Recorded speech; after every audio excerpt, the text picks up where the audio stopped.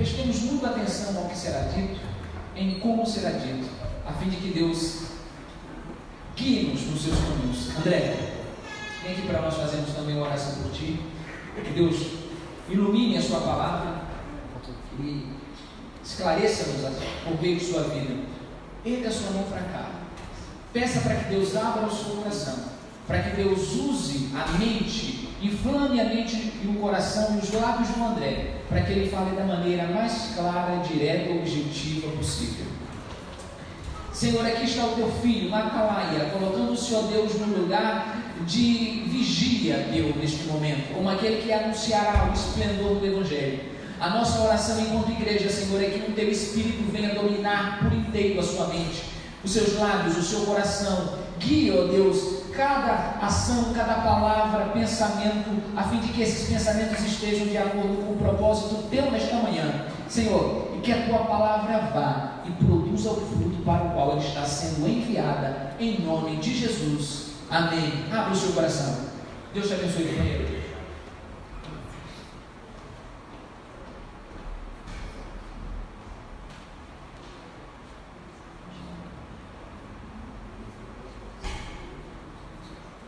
Graças a Deus, amados. Amém. Bom dia a todos.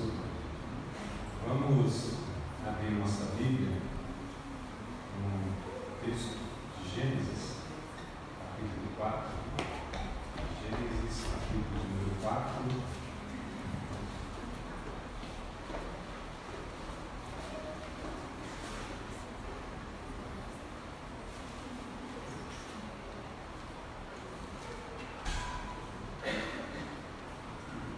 Versículos de número 8 até o verso 10, considerando 3 versículos.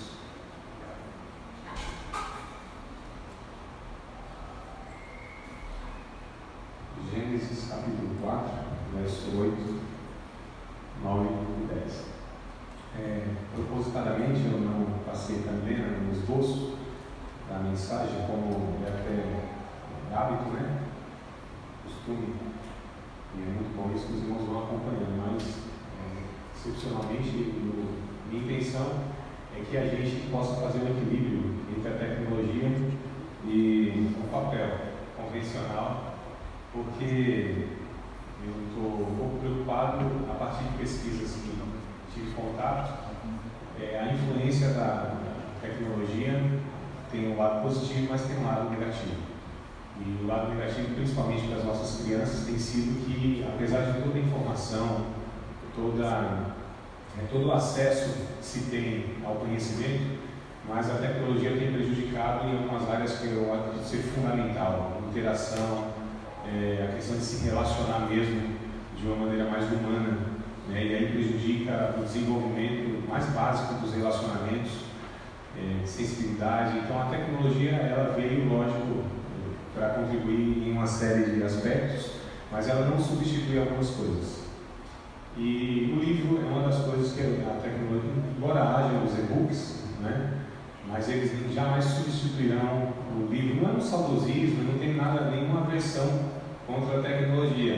Eu tenho um tablet, leio pelo Kindle, tenho um notebook, uso as redes sociais, Instagram, Facebook, tem 2 páginas que uma não dá conta. E todas essas mídias, amados. Mas o livro, para mim, eu tenho um apreço muito grande.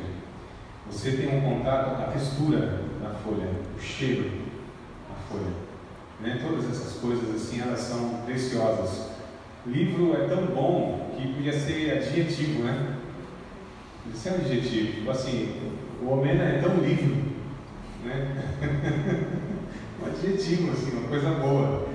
Então o livro, amados, fica o meu incentivo para que você não só traga a Bíblia, mas tenha também, apesar da tecnologia, dessa facilidade, você tem o hábito de manusear a Bíblia, de ler livros, inclusive, tanto no formato digital, mas também nesse formato mais convencional. Então eu quero que vocês me acompanhem na leitura e folheando mesmo, procurando, se familiarizando com a Bíblia, tá bom? Então vamos...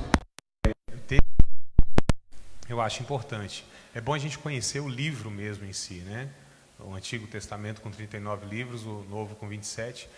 as línguas hebraicas e grega. Muito bom que você tenha algum interesse por isso também, que você conheça os 1189 capítulos e possa gravar na sua memória os 31.173 versículos que há na Bíblia. Até o fim do ano, não é agora não, até o fim do ano você consegue fazer isso. Amém, amados? Não, amém? Tá bom, amém. Então...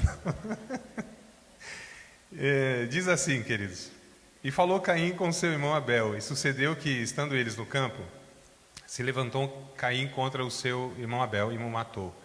E disse o Senhor a Caim: onde está Abel teu irmão? E ele disse: não sei, sou eu o guardador do meu irmão? E disse Deus: que fizeste? A voz do sangue do teu irmão clama desde a terra. Essa passagem que eu quero apenas ler como referência e base para falar sobre a importância de nós cuidarmos do outro, do próximo. Isso é uma responsabilidade de cada um de nós. Onde está o teu irmão? Perguntou Deus. No mínimo seria má educação a resposta de Caim, né? Sou eu, porventura, guardador do meu irmão? É assim que se responde Deus? Que mal educado esse cidadão. No mínimo seria má educação. Mas há algo muito mais grave aqui na resposta de Caim do que a questão da má educação, da brutalidade, da ignorância.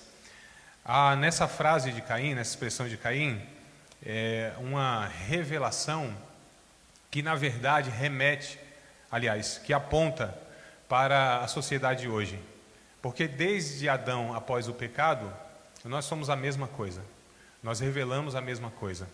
Mas me parece que hoje a gente percebe de uma maneira mais aguda esses aspectos que aparecem na fala de Caim, que é o individualismo. Então, há 3 conceitos sociofilosóficos na nossa sociedade. Nós trabalhamos isso com as ciências sociais, que é a sociologia, que é o individualismo, tem sido uma marca da nossa sociedade no mundo, o hedonismo e o narcisismo. O individualismo é a preocupação demasiada consigo mesmo em detrimento do coletivo. Então hoje nós temos uma fragmentação de um todo, e isso prejudica porque a gente pensa que nós somos especiais dentre pessoas que não são tão especiais assim. Nós somos especiais? Claro que somos, mas dentre os especiais. Então ninguém merece, ninguém pode ter privilégios em detrimento de outro, seja na área política, seja na área educacional, seja em qualquer área da sociedade. Então a isonomia, que é a discussão sobre a igualdade de direito para todos, a justiça social, que é a equalização e o equilíbrio, e que todos devem ter acesso a tudo de igual forma, mas nós somos prejudicados por toda uma proposta de sociedade, como o capitalismo, por exemplo, como a era industrial que veio trazendo, onde o homem vale pelo que produz, né? Pela sua capacidade de execução e, lógico, sempre voltado para o interesse social. E a gente percebe que o individualismo tem prejudicado muito, mas muito mesmo, e principalmente aqui ou nos países ocidentais. Nos países orientais isso é um pouco diferente, esse pensamento é um pouco diferente. Entrevistaram um judeu a respeito do Holocausto que houve no nazismo e questionaram ele a respeito do genocídio. Assim, mataram 6 milhões de judeus, né? Ele disse, não mataram 6 milhões de judeus. Mataram um judeu 6 milhões de vezes. O que isso fala é que a mentalidade do oriental, via de regra, é que é um coletivo, é um senso de coletividade que se tem. Então, quando você prejudica um, você prejudica todos. Quando você favorece um, você está favorecendo todos. Então, não há a possibilidade, na mentalidade bíblica, de que nós sejamos único, especiais, em detrimento de outras pessoas. Então, o Caim aqui, ele deveria ter respondido para Deus que era sim responsabilidade dele cuidar do seu irmão. Como é a nossa responsabilidade cuidar uns dos outros. Nós somos uma comunidade de pastores, né? Todos nós devemos cuidar e pastorear uns aos outros. Então, por exemplo, quem tem 2 filhos, como eu tenho, A distância é muito grande, melhor ainda quando a distância é muito grande, porque isso fica mais claro. O maior precisa cuidar do menor. Então, responsabilidade do Mateus é o Davi, claro, guardadas as devidas proporções e responsabilidade que ele tem. Mas eu já estou incutindo na cabeça dele que ele tem responsabilidade sim, porque ele é mais velho. Ele tem mais condição de cuidar do seu irmão mais novo. Na igreja também não é diferente. Então, aqueles que têm um pouco mais tempo no evangelho, são um pouco mais maduros, devem cuidar daqueles que são mais novos e estão vindo para o evangelho, e até pessoas que estão de repente numa imaturidade em relação a ele. Então nós somos responsáveis sim.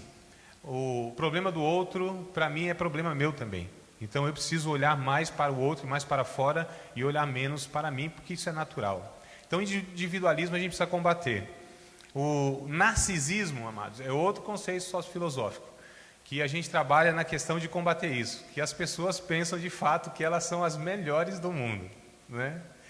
Porque desde criancinha a gente vai ensinando errado, a gente premia.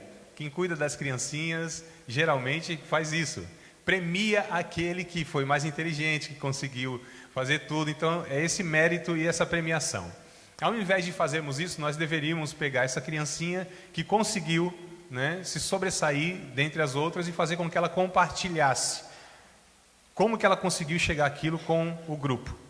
Então, ao invés de premiação, nós deveríamos fazer com que ela compartilhasse aquilo com os outros. O prêmio dela seria a possibilidade de ajudar os demais que não teve a mesma inteligência do que ela. Então, aqui é um retrabalhar de um pensamento todo. Então, Narciso acha, de fato, que ele é o mais lindo. Vocês sabem da história do Narciso, né? Na mitologia grega, é aquele cara que ele se aproximou de um lago e ele olhou assim o seu rosto na água, ele viu o seu rosto, ele se achou tão lindo, tão bonito, né? Eu me amo. E ele foi se aproximando do rosto dele, se aproximando, entrou na água e morreu afogado. Então o narcísico, ele morre na sua própria vaidade. O hedonismo é outro terceiro conceito que eu quero pincelar aqui, que é justamente essa busca desenfreada pelo prazer, como se a vida fosse constituída apenas de prazeres. A vida, ela é muito mais constituída de adversidades, de dificuldades do que prazeres. Quem está na vida sabe disso, não é? A gente que assim já chegou na Idade Média e olha para trás, faz a avaliação e a gente sabe, né, que os momentos assim de pico de prazer e alegria muitas vezes são bem menos do que as dificuldades da vida. É a realidade que a gente vive. E eu não sou pessimista, viu, varão? Eu não sou desanimado, não. O Mateus perguntou para mim: papai, o senhor é pessimista ou é otimista? Eu disse: filho, o pai é um realista esperançoso. Realista e esperançoso, porque o otimista e o cara que é pessimista, eles são desequilibrados, né? Mas eu sou um realista esperançoso, tá certo? Queridos, precisamos combater então tudo isso. E a fala de Caim, como eu disse, expressa a identidade da nossa sociedade, principalmente no Ocidente moderno. Nós existimos não para nós mesmos, vivemos na comunidade, da comunidade e para a comunidade. 1 João, vamos ler o texto bíblico. 1 João, capítulo de número 3, versículo de número 10 até o verso de número 18. Não está projetado, graças a Deus. Então vamos lá, 1 João 3.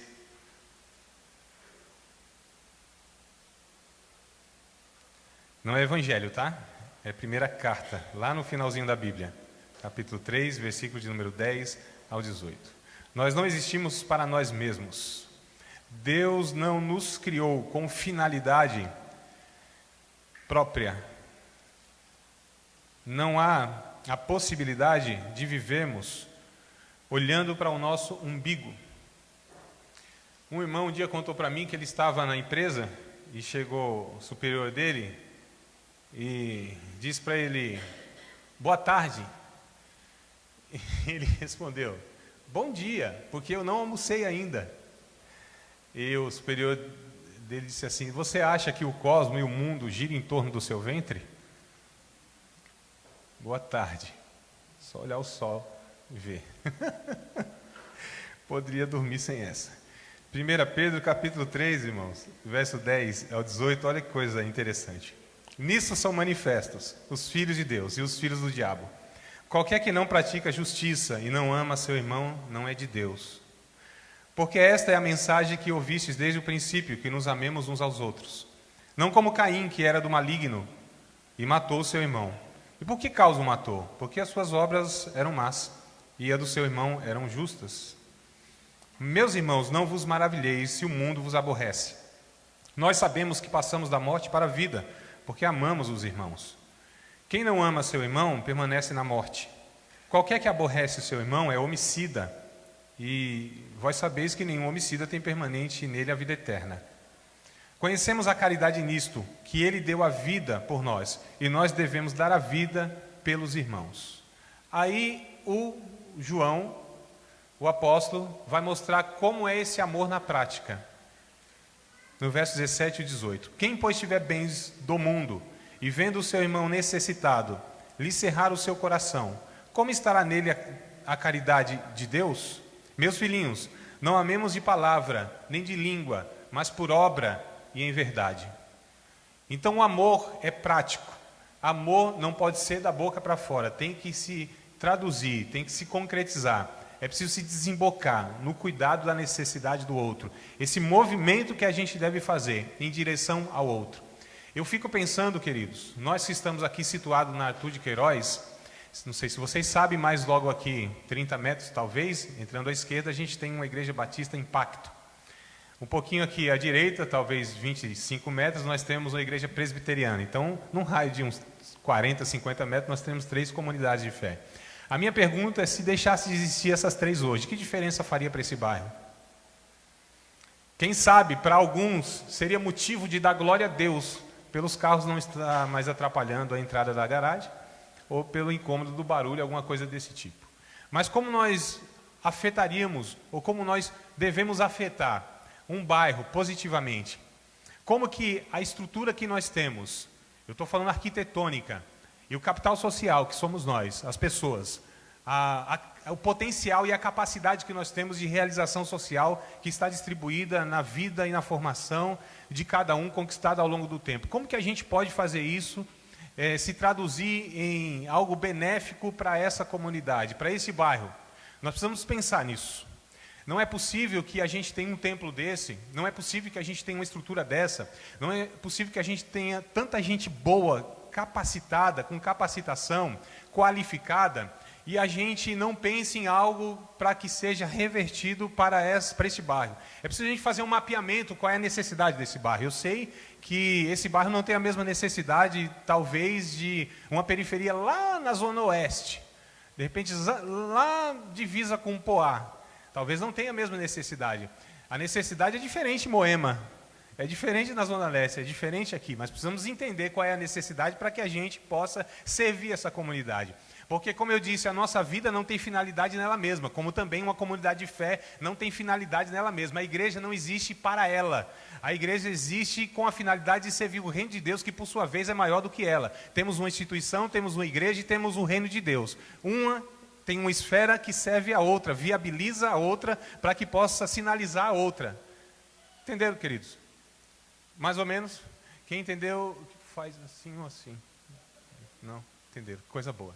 Então vamos pensar aqui devagarzinho, porque o meu intuito é que a gente reflita e saia com essa mensagem pensando na segunda-feira o que a gente pode fazer para que isso seja esse processo egoísta, esse processo individualista, esse processo de gueto, esse processo de arraial evangélico, esse processo de um espaço que serve para nós e apenas para nós, de talvez 7 em 7 dias, que isso seja agora mudado. Nós temos os templos evangélicos no mundo, são os espaços mais ociosos que nós temos na sociedade, todo mundo. Então a gente tem aí de atividade talvez 6, 7, 8 horas semanal. Eu estou colocando muito na nossa realidade, né? Se pegar a igreja que tem quase que todo dia atividades, então você coloca lá umas 10 horas semanal. Tá, mas e o restante do dia? O que a gente faz? E nós que poderíamos ser voluntários, como professores, como advogados, como enfermeiros, como contadores, como cada um na sua área de atuação, nós poderíamos ajudar de alguma forma e contribuir para que essa sociedade fosse melhor. Porque uma igreja só tem sentido de estar aqui para anunciar o Evangelho. E o Evangelho é mais do que o anúncio, muito mais do que o querigma, do que a pronúncia. O Evangelho se traduz na obra ou nas obras, porque Tiago disse, fé sem obras é semelhante a um corpo sem vida.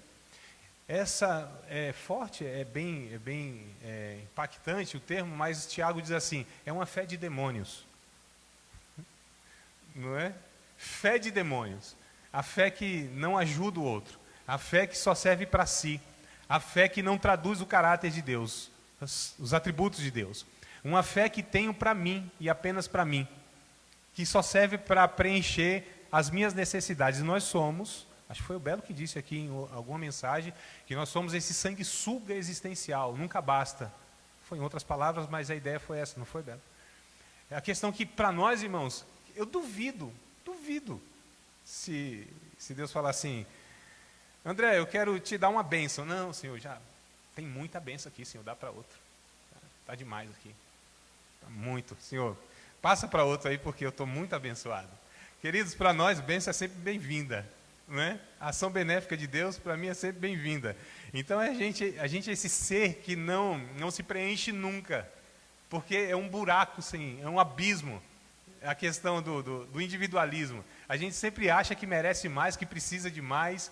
Não é? Então, a gente, geralmente, eu estou numa avaliação geral pela minha convivência de 20 anos no meio evangélico. Então, é mais ou menos assim, nós saímos de casa e vamos para o culto para Deus falar com a gente, para Deus nos abençoar. Não é? Porque eu estou passando um perrengue, ou não, nem estou passando um perrengue, mas isso aqui já é automático. Vou para Deus falar comigo e para Deus me abençoar.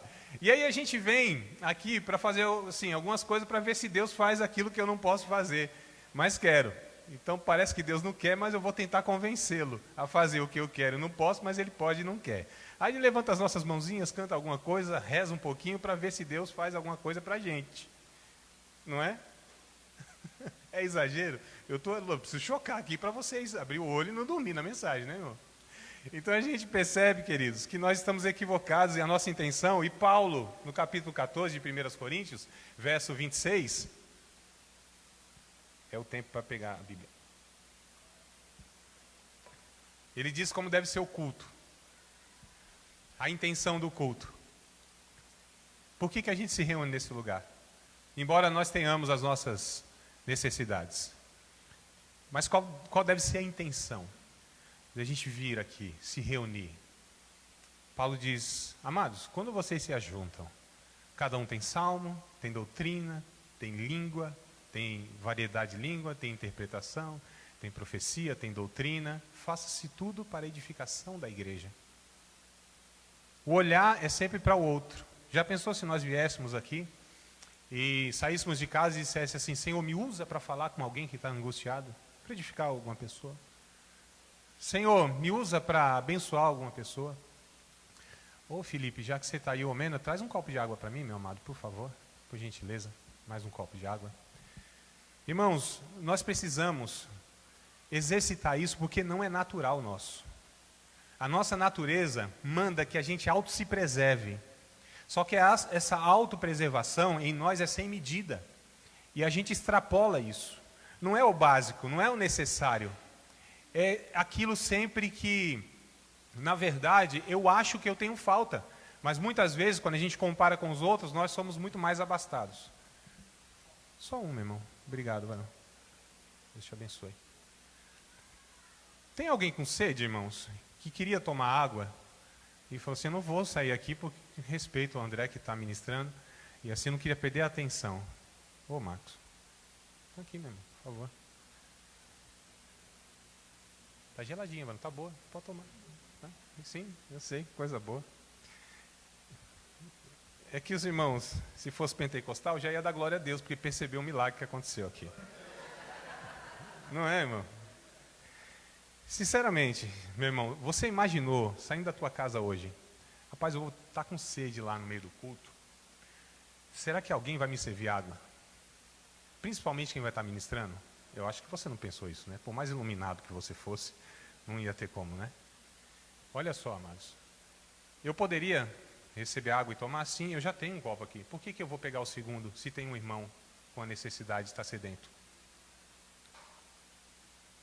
É possível que essa água acabaria antes da minha mensagem. E aí eu precisaria de mais. Mas, queridos, Deus provê aquilo que ainda nem aconteceu. E a gente vai acumulando, amealhando, não é? Tem uma parábola muito interessante na Bíblia, em Lucas. Eu gostaria que vocês também lessem comigo, Lucas. É muito interessante essa parábola, porque ela fala a respeito disso mesmo. Lucas, capítulo de número 12, de um homem que ele foi tão abençoado por Deus, mas tão abençoado por Deus. Capítulo 12, a partir do verso 13, eu vou narrar. Aliás, não vou ler na íntegra com vocês aqui. Fala sobre esse acúmulo desnecessário, e ele viu um problema enorme naquele acúmulo, na riqueza. Tem pessoas que têm problema enorme quando vão ficando ricos, quando vão tendo muito dinheiro. Um santo problema, né? E eles perdem o sono, já não vivem mais com a família, já não tem mais um tempo adequado para si mesmo, e às vezes nem para a comunidade, nem para Deus. E essa riqueza vai se tornando um tropeço na sua vida, para que ele viva uma vida melhor, adequada. E tudo que essas pessoas elas vão conseguindo, e tudo que elas vão tendo, é dinheiro. São tão pobres que a única coisa que tem são os bens materiais. E não tem amizade, admiração de pessoas, porque todas que se aproximam dessa pessoa é por um interesse não legítimo. E o texto diz aqui, no verso 13 do capítulo 12 de Lucas, e disse-lhe da multidão, mestre, dize a meu irmão que reparta comigo a herança. Mas Jesus lhe disse, homem, quem me pôs a mim por juiz ou repartidor entre vós? Jesus dizendo, eu não vim para isso não, vocês estão me colocando num negócio aqui que eu não vou entrar, não é minha praia, não é minha missão. Eu vou discutir herança com vocês, dinheiro com vocês, como que vocês repartem isso, não. Mas Jesus aproveitou a situação para ensinar aquilo sim, que era a sua missão. No verso 15 ele diz, e disse-lhes, acautelai-vos e guardai-vos da avareza, porque a vida de qualquer não consiste na abundância dos bens que possui. E propôs-lhe uma parábola dizendo, a herdade de um homem rico tinha produzido com abundância. O homem já era rico, produziu com abundância. E arrazoava entre si, dizendo, que farei? Não tenho onde recolher os meus frutos. E disse, farei isto. Olha a solução aqui. Derribarei os meus celeiros, edificarei outros maiores, e ali recolherei todas as minhas novidades e os meus bens. E direi à minha alma, alma, tens em depósito muitos bens para muitos dias, descansa, come, bebe, folga. Mas Deus lhe disse, louco, esta noite te pedirão a tua alma, e o que tens preparado, para quem será? Assim aquele que para si ajunta tesouros e não é rico para com Deus. Imagina o problema de ter tanto dinheiro, onde não tem um cofre suficiente para guardá-lo, tem que destruir esse cofre e construir um maior. Qual seria aqui a solução? Ele já era rico, produzia em abundância. Divide aquilo, então, que não lhe cabe, aquilo que não suporta, ele nem tem lugar para armazenar tudo aquilo. Ele deveria, então, repartir. Não é, queridos? Isso é, na verdade, a ideia bíblica que a gente lide com tudo isso. Há muito mais felicidade em partilhar do que em receber. Atos 20 e verso de número 35. Atos, capítulo de número 20, verso 35. É muito mais prazeroso nós termos condições e ajudarmos alguma pessoa na sua necessidade. Eu não estou falando só na questão financeira, amados. Tá? Então, vamos aqui abrir um pouquinho a discussão, porque quando a gente vai falando disso aqui, a gente sempre pensa que é dinheiro, dinheiro, dinheiro. Não, dinheiro também, mas não é só isso. As pessoas hoje, muitas delas, estão muito mais carentes de um abraço, uma atenção, uma valorização da dignidade, do que propriamente um socorro financeiro. Então a questão aqui é a gente ser generoso no tempo. Se tem uma coisa no nosso tempo que é difícil de disponibilizar, é tempo, não é? A gente fala, oh, precisa tomar um café, precisa tomar um café junto, nunca chega esse café. Esses dias eu cheguei na casa de um irmão de sopetão lá. Disse, irmão, quando eu marco não dá certo, então eu vim aqui. Você me recebe? Disse, meu irmão, entra. Ele nunca tem tempo, amados. Sempre corrido com tudo. Sempre correndo atrás de alguma coisa que muitas vezes não gera vida, não é vida. E a gente esquece do melhor da vida, que a gente vai falar daqui a pouco, que são as relações. É o meu irmão? Devo cuidar do meu irmão? O que tem de mais precioso na vida de um ser humano do que o outro ser humano, queridos? Absolutamente nada. Nada. Daqui a pouco a gente entra nisso aqui. Tenho-vos mostrado em tudo que, trabalhando assim, é necessário auxiliar os enfermos. Recordar as palavras do Senhor Jesus que disse: mais bem-aventurada coisa é dar do que receber. Não é porque eu tenho para dar que eu sou mais feliz, é porque eu não retenho para mim. Essa é a ideia. Eu não retenho para mim. Não é porque eu tenho para dar e eu sou mais feliz e não tenho necessidade, não, que eu não retenho para mim. Eu não represo isso. Eu não paro em mim isso. Eu não faço com que eu interrompa a fluidez do Espírito Santo, porque a bênção de Deus, ela passa por mim, não deve parar em mim. Quando para em mim, é uma maldição e vira um egoísmo enorme. Então a bênção de Deus tem que vir até mim e chegar no outro irmão, a partir do outro que trouxe também. Então Deus está usando todos para abençoar todos e ninguém tem falta de nada. Assim era a convivência da igreja lá em Atos dos Apóstolos. Todos os que tinham coisas não tinha como propriamente sua, mas todos repartiam entre todos, de maneira que nenhum tinha falta de nada. E as pessoas que ainda não tinham abraçado o Evangelho, lá de fora, viam esse estilo de vida e glorificavam a Deus, porque isso não é comum, isso não é normal, isso é milagre. Só gente regenerada que compreende o Evangelho e é cheia do Espírito Santo e desprendida de tudo aquilo que faz parte deste mundo, que não desembocará para a vida eterna, que consegue viver esse Evangelho, irmãos. Glória não dá, aleluia ainda tem que sair, não é possível. Precisamos entender, irmãos, que aquilo que a gente amealha não é para nós apenas, é o que nós lemos. A única coisa que levaremos para a eternidade são as relações que aqui nutrimos. Vamos voltar para Lucas, capítulo de número 16. Capítulo de número 16 de Lucas. Isso aqui é a escola dominical, né, Felipe? Enquanto o pessoal não está vindo mais cedo, a gente pega por aqui mesmo. Então, Lucas, capítulo 16, verso... a escola dominical, a proposta é essa aqui, irmão, reflexão, e que a gente possa caminhar um pouquinho na Bíblia. Verso de número 9, no capítulo 16 de Lucas, lógico, dentro do contexto, né, estou pensando nesse versículo, não é fora do contexto, e Jesus disse assim, em outra parábola também: eu vos digo, granjeai amigos com as riquezas da injustiça. Jesus reconhece que a maioria das riquezas acumuladas, ela vem por meio injusto, opressor. A maioria das riquezas, não estou falando todas, mas a maioria vem de uma forma a prejudicar pessoas, de uma forma opressora e de uma forma injusta. 1% da população do mundo detém metade da riqueza do mundo. Deve ter alguma coisa errada aí. Então, granjeai amigos com as riquezas da injustiça, para que quando estas vos faltarem, ou seja, essas riquezas, vos recebam eles nos tabernáculos eternos. A única relação que levaremos para a eternidade é de amizade, é fraterna. A única. De família. Amigos, queridos. Quem tem amigos, a Bíblia diz em Provérbios, que pode festejar. Pode ser considerado uma pessoa feliz, abençoada. Amigos. Amigos de verdade, gente que pode chorar no ombro, pode segredar o coração, pode confessar coisas íntimas. Amigo, que você pode ligar a qualquer hora do dia, da noite, em qualquer momento, eles te receberão. Então aqui, esse administrador infiel, ele foi louvado na parábola, não por causa da sua infidelidade, mas por causa da sua prudência, em ter esses contatos, e ele teve, na verdade, recurso, ou essa rede de relacionamento, onde pôde sanar a sua dificuldade momentânea. Então, amigos, a única coisa que a gente vai levar para a eternidade são essas relações. Só é possível servir a Deus pela via do humano. Mateus capítulo 25, Felipe leu alguma coisa no domingo passado. Eu quero pegar aqui essa passagem novamente. Capítulo 25 de Mateus, verso 31 a 46, não vou ler toda a passagem para ganhar tempo, mas fala daquela passagem que o Felipe trouxe pincelado, que tive fome e deste-me de comer, tive sede e deste-me de beber, estava nu e vestiste-me, estava na prisão, fosse me ver, estava enfermo e fosse me visitar.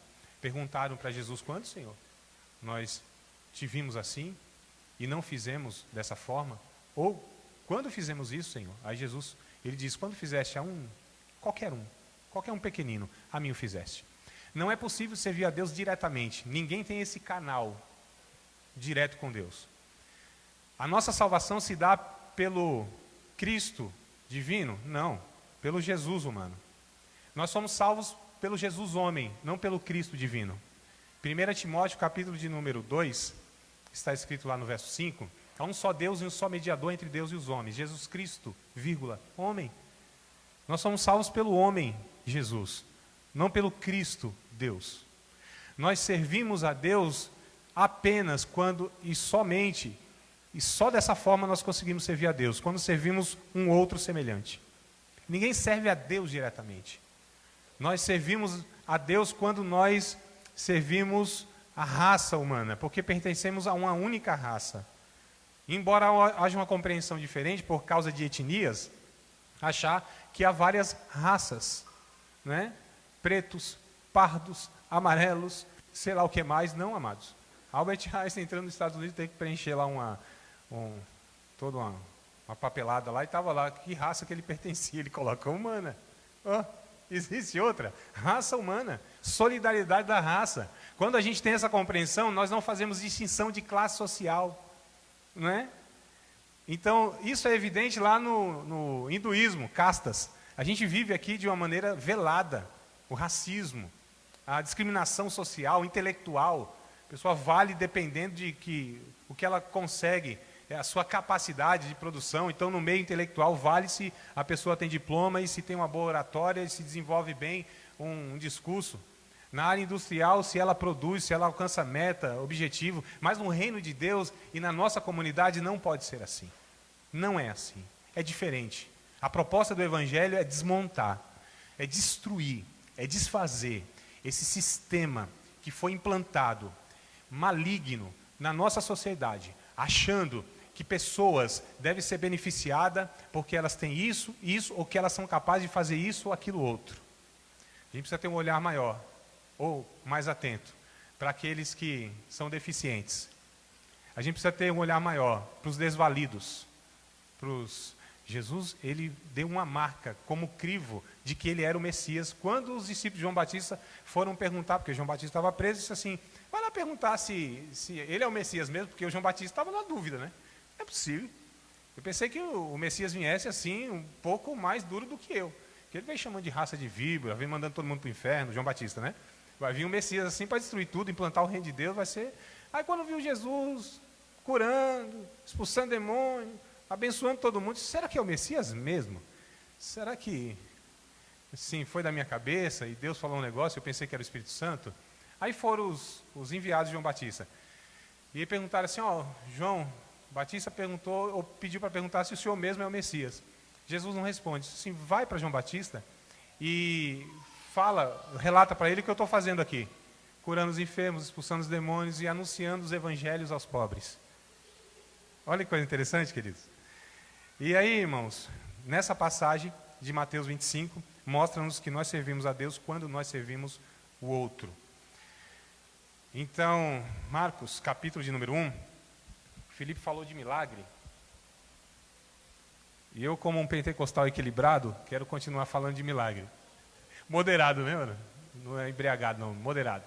Então, Marcos, capítulo de número 1, que eu quero mostrar para vocês que o milagre, o Felipe já fez isso de uma forma muito mais, com muito mais academicismo, aquela coisa toda professoral, né? Eu quero só contribuir aqui com mais 3 passagens. Na verdade, fui pegando ganchos que o Felipe foi deixando, né? Ele ficou uns 25 pontos ainda para abordar.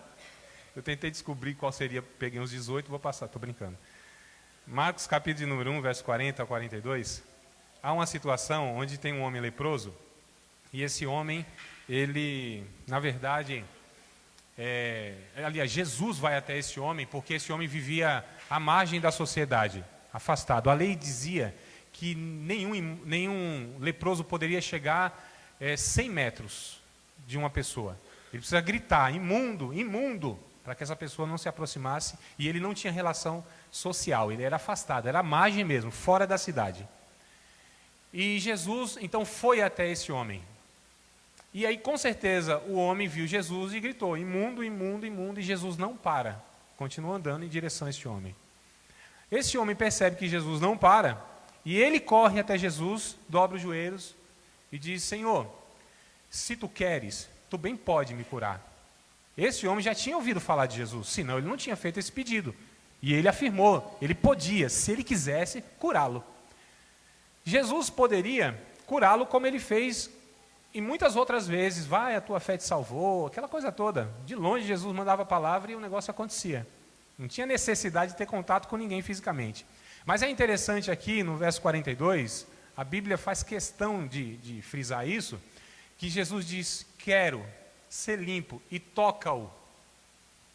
Tocar um leproso é o maior milagre do que a própria purificação e a cura dessa enfermidade tão cruel que era naquela época, socialmente falando. Protuberância aparecia, caroços no rosto. Muitas vezes o olho, os olhos, a órbita caía. A pele ficava escamada, cinza. Alguns membros caía até a pessoa morrer. Era cruel essa doença. Então, socialmente, não tinha como se relacionar.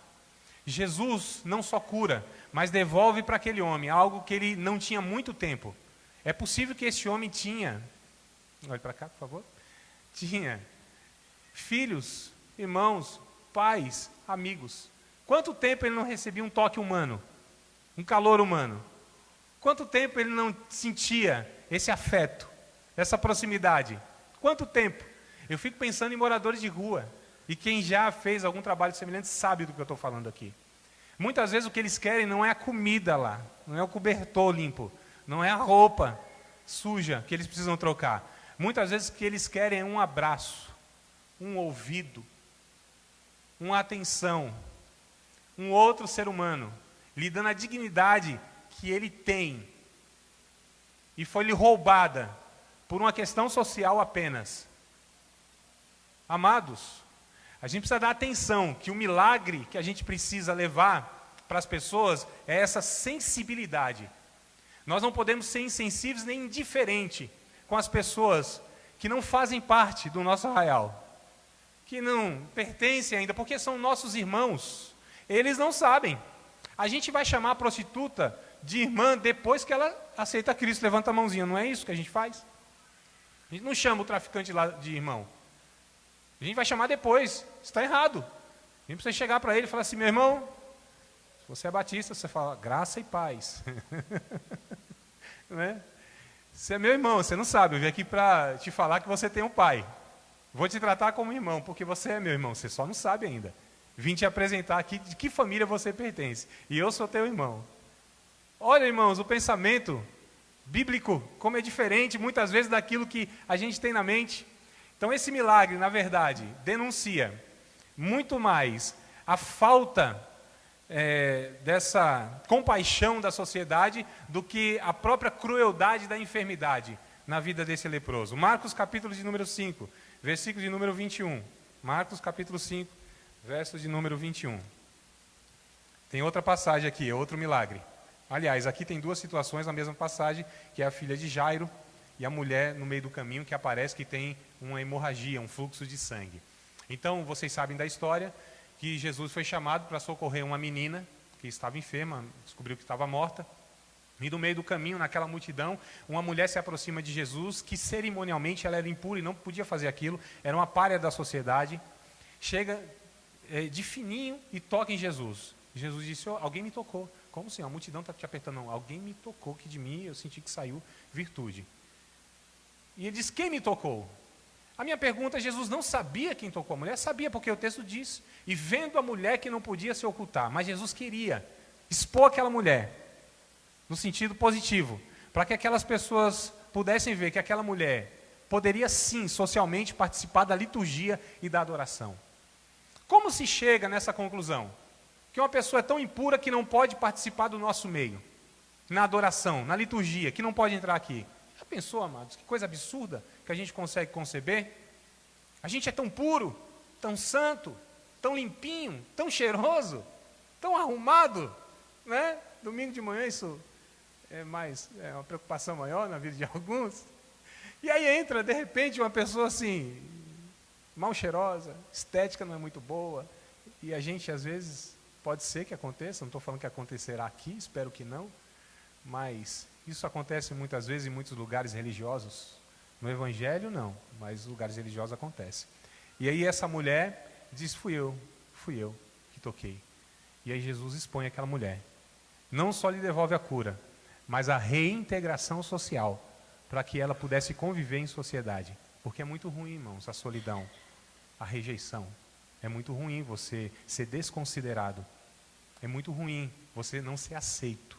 É muito ruim. E Jesus se preocupava não apenas com o milagre. E o milagre, ele tem outro aspecto. Não só o socorro, o alívio imediato da aflição, da enfermidade, da angústia, mas também de restabelecer essa dignidade. Ele diz, vai mulher, a tua fé te salvou. Fé aqui é sozen, no grego. Quer dizer, você foi salva de tudo aquilo que podia arruinar a tua vida, nesta vida e na futura. Então o evangelho diz respeito aqui que se desembocará para além. Mas é aqui que deve começar. Um último milagre no capítulo de número 7 de Lucas, versículo de número 11, até o verso de número 15, vai falar sobre uma mulher que já tinha perdido o marido, viúva, e estava enterrando o seu único filho. E aí no meio do caminho, Jesus encontra essa mulher, entrega o seu filho ressuscitado à mulher, e aí o milagre é feito, da ressurreição. E está tudo certo, porque a gente vê só o milagre da ressurreição. Mas perceba que essa mulher, ela tinha duas opções. Mulher naquela cultura, naquela época, tinha duas opções, quando perdia o marido e o filho homem. Duas opções apenas, não tinha a terceira. Se prostituir ou ir para a mendicância. Não tinha outra via.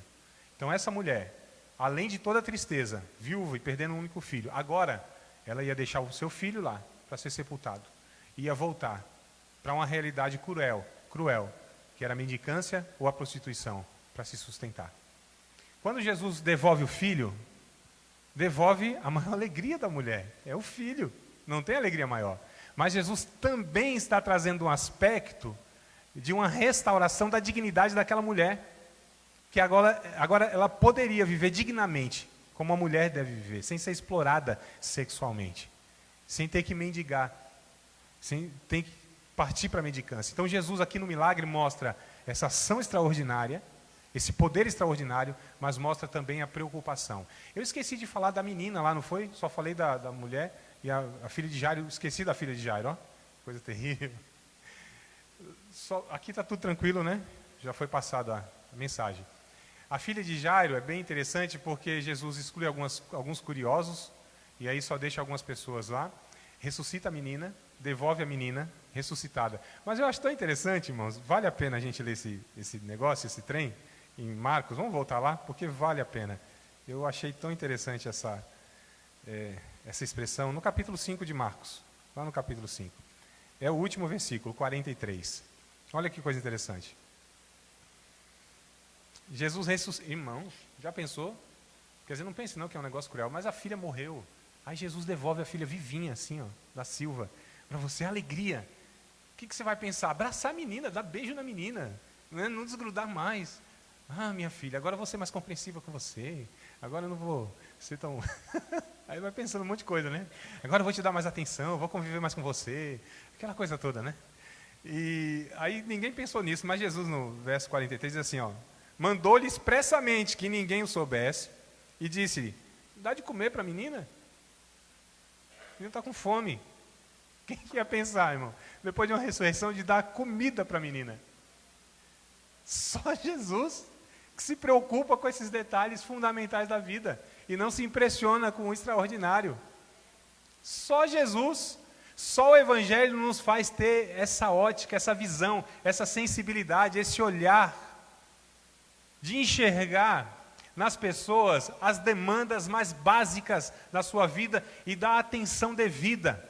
Só o Evangelho pode nos fazer tão sensíveis as necessidades básicas do ser humano.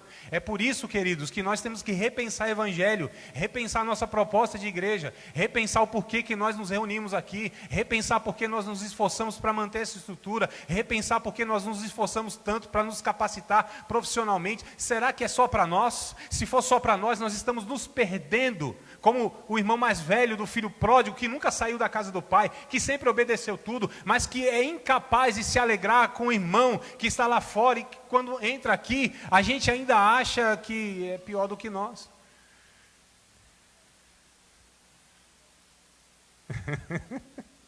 O milagre deve apontar para Cristo Jesus. É interessante que tem um pensamento, deve ser lá para o lado da China, eu não sei. Esses negócios é os chineses que inventam, né? Essas frases assim, bem reflexivas. Que o sábio aponta para a lua e o tolo fica olhando para o dedo do sábio.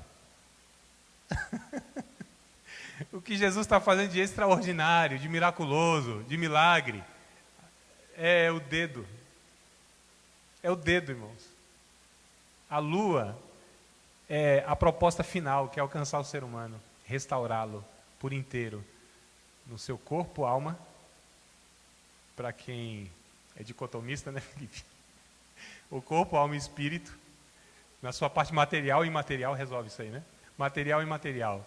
O ser humano restaurado em tudo, irmãos, em tudo. Educação é nossa pauta, saúde é nossa pauta, segurança é nossa pauta, dignidade do homem é nossa pauta, racismo é nossa pauta, violência doméstica é nossa pauta, feminicídio é nossa pauta. Tudo que envolve a sociedade é nossa pauta do Evangelho. Se não é Evangelho mutilado, precisamos pensar nisso. Amor. E sou eu responsável pelo meu irmão? Sim.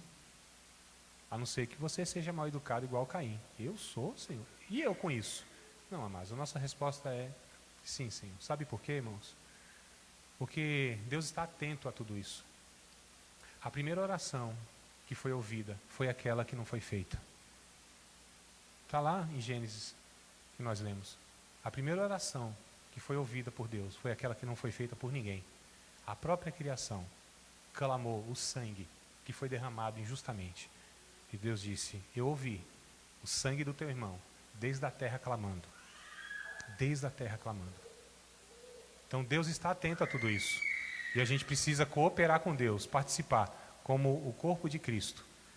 Que Deus pode curar de enfermidade, ou da enfermidade, de qualquer enfermidade, qualquer um, através da sua palavra, da sua ação, sem interferência nossa, claro que pode. Mas vocês sabiam que existe uma ação dinâmica do Espírito Santo, usando o corpo de Cristo, que somos nós, os seus membros, que Deus bem pode, e eu bem poderia, perguntar se tem alguém enfermo aqui, nessa manhã, e em nome de Jesus, evocar a graça de Deus, e dizer assim, ser curado em nome de Jesus, bem que poderia. Mas o que Deus prefere, eu como presbítero, que Tiago diz, que impõe as mãos e toque nele ou nela, invoque a bênção de Deus. Eu poderia até aconselhar e trazer uma mensagem, confortaria o seu coração angustiado, mas o que Deus quer é que eu abrace você. O que eu bem poderia é trazer textos bíblicos aos montes que tem, nos Salmos, por exemplo, para confortar as tuas lágrimas. Mas o que Deus quer é que eu chore junto com você.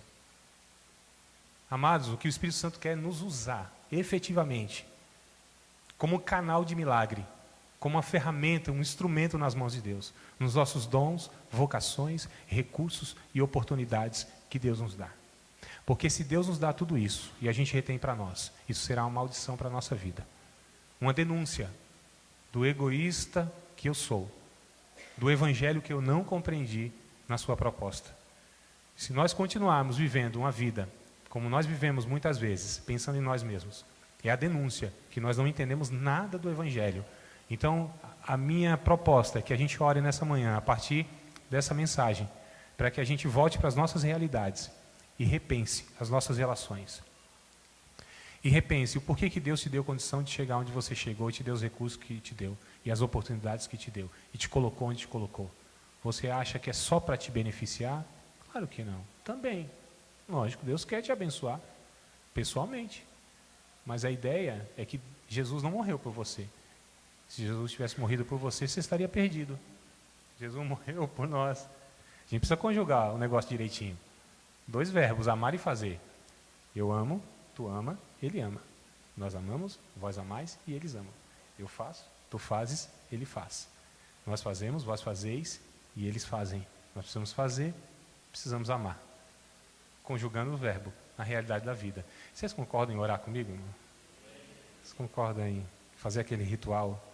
Fechar o olho, baixar a cabeça, abrir o coração e cada um fazer a sua oração e orar uns pelos outros, e orar por vocês, vocês orarem por mim, e a gente orar pelos irmãos, inclusive, que não estão aqui, que fazem muita falta quando faltam, e orar por aquelas pessoas que já fizeram parte do nosso meio e estão afastadas, e nós conhecemos e até temos contato, e que a gente ore também, lembre dos invisíveis da sociedade, daqueles que estão esquecidos nos rincões do mundo, África, Haiti, sertão do Brasil, Venezuela, Cuba, tantos lugares onde pessoas estão sofrendo diariamente, sofrendo demais, irmãos, sofrendo muito, crianças chorando de fome, mulheres estupradas, trabalho escravo, o mínimo básico de estrutura social e não tem.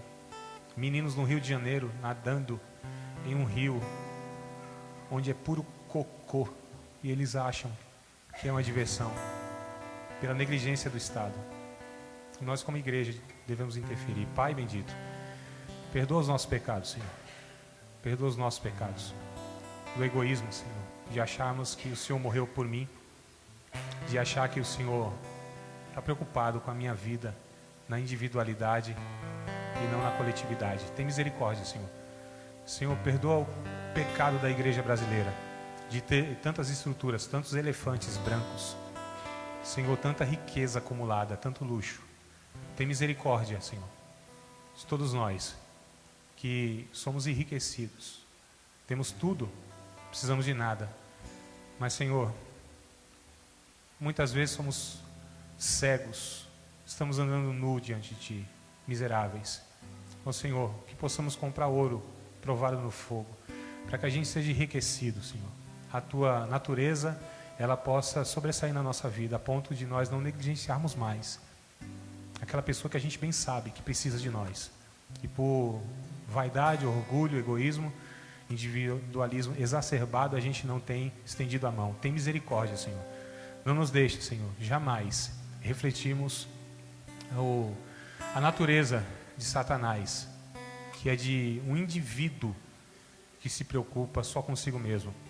Que possamos expressar, Senhor, aquilo que expressa a Tua natureza, a triunidade, onde um serve o outro, um trabalha para que o outro seja reconhecido, glorificado e aceito. Senhor, ajuda-nos como famílias da fé, que possamos estender isso, Senhor. Não apenas nessa família nuclear da fé, mas na família estendida, que é a sociedade, a humanidade e as pessoas que a gente tem contato todos os dias. Tem misericórdia, Senhor, e perdoa os nossos pecados, de acharmos que os diplomas que nós conquistamos, Senhor, os recursos e tudo mais, foi somente para nos exaltar. Tem misericórdia, que possamos usar todas essas estruturas, recursos, para que a gente possa mitigar, Senhor, amenizar o sofrimento de tantas pessoas, que a gente sabe, a gente conhece. Não é ignorância, nós sabemos quem são as pessoas. Nós sabemos, Senhor, de quem o Senhor está falando nessa manhã. Nós sabemos, nós conhecemos, nós temos contato. Não está longe de nós, é o nosso próximo. É o nosso próximo, Ele está perto. Tu sabes, Senhor, tem misericórdia. Tem misericórdia de nós, Senhor. Perdoa os nossos pecados.